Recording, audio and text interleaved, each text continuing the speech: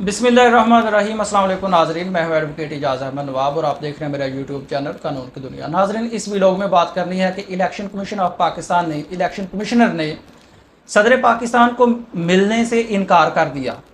इसके बाद आज इलेक्शन कमीशन की तमाम पार्टीज़ को बुलाकर इजलास भी हुआ था। इस पर क्या प्रोसीडिंग्स हुई हैं।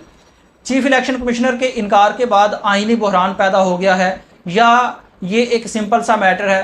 किस तरह से पीडीएम ने एक कानून साजी करके आइन से मुतसादम कानून साजी करके आईनी बहरान पैदा करने की कोशिश की है ताकि किसी तरह से इलेक्शंस को डिले किया जाए या फिर सबोताज जो प्रोसेस है उसको इतना खलत-मलत कर दिया जाए कि समझ में ही ना आए।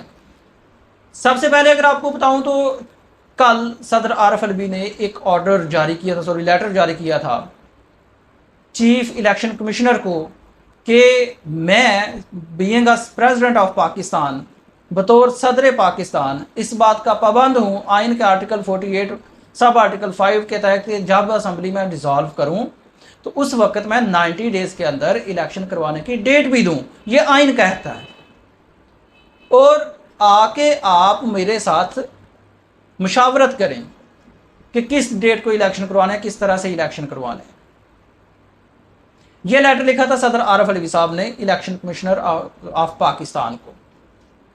उस लेटर के जवाब में, क्योंकि वो आइन कहता था, एक बात याद रखें हमेशा कि पाकिस्तान का कोई भी कानून है, पाकिस्तान का कोई भी कानून है वो आइन से मुतसादम और इस्लामिक नॉर्म्स जो हैं उसके मुतसादम नहीं हो सकता। कोई भी कानून है, आप वो पार्लियामेंट से पास करवा लें, आप वो कोई ऑर्डिनेंस ले लें, आप वो कोई जुडिशल रेफरेंस के ज़रिए ले आएँ, जिस तरह से मर्जी ले आएँ, कोई भी कानून है वो आइन से मुतसादम अगर होता है तो वो कालअदम होता है। तो यहाँ पर आइन कहता है सदर पाकिस्तान को कि जब असम्बली डिज़ोल्व करनी है आपने on the advice of prime minister, तो आपने 90 डेज़ के अंदर इलेक्शन करवाने की डेट भी देनी है, यह आइन कहता है।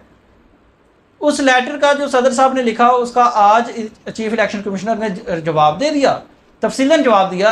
ये जो आप चीज़ देख रहे हैं, लेटर की पिक देख रहे हैं, ये इलेक्शन कमीशन ने पाकिस्तान ने अपने ट्विटर ऑफिशियल अकाउंट पर अपलोड की है, जिसमें ये लिखते हैं कि आपने कल लेटर लिखा था, उसका जवाब इस तरह से है कि असम्बली ने, पार्लियामेंट ऑफ पाकिस्तान ने जून के माह में एक नया अमेंडेड एक्ट लाया था, इलेक्शन एक्ट ऑफ 2017 में अमेंडमेंट की थी। उस अमेंडमेंट के ज़रिए जो इलेक्शन की डेट देने का सेक्शन 57 में जो इलेक्शन डेट देने का सदर का इख्तियार था वो वापस लेकर चीफ इलेक्शन कमिश्नर को दे दिया है। तो अब ये हमारी मर्ज़ी है कि हम इलेक्शन की डेट दें, जब हम मुनासिब समझेंगे तब इलेक्शन की डेट दें, आपका कोई इख्तियार नहीं है जी। तो उन्होंने साथ में कहा कि क्योंकि हम डिलिमिटेशन की जो प्रोसेस है वो चल रहा है, उसके बाद हम इलेक्शन की डेट देखेंगे, सोचेंगे कब देनी है कि कब नहीं, तो आपका कोई इख्तियार नहीं है। ये कानून साजी की थी जून 2023 में पीडीएम की हुकूमत ने। अब इसके ज़रिए इलेक्शन कमिश्नर कहता है जी इलेक्शन एक्ट के अमेंडेड एक्ट के ज़रिए मुझे इख्तियार मिल गया इलेक्शन की डेट देने का। सदर पाकिस्तान साहब कहते हैं कि जी आईन पाकिस्तान के तहत मुझे इख्तियार है इलेक्शन की डेट देने का। ये रोला पड़ गया।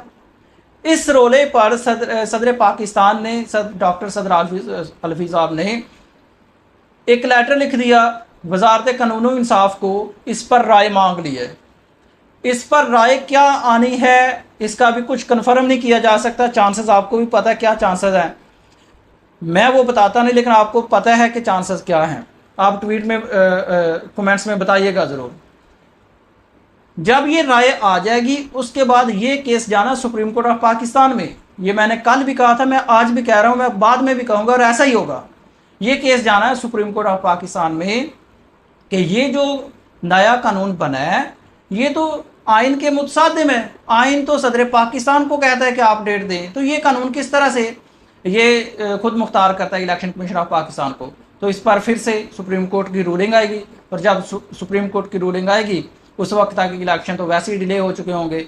याद रखें कि उस वक्त तक ऐन मुमकिन है कि जस्टिस बंदयाल की छुट्टी हो चुकी हो, ये तारीख में अपना नाम लिखवा चुके हों, और वो जो सीनियर जस्टिस साहब हैं जो पिछले 2-2.5 माह से इन चैम्बर ही वर्क कर रहे हैं वो चीफ जस्टिस होंगे, ये मेरा अंदाज़ा है।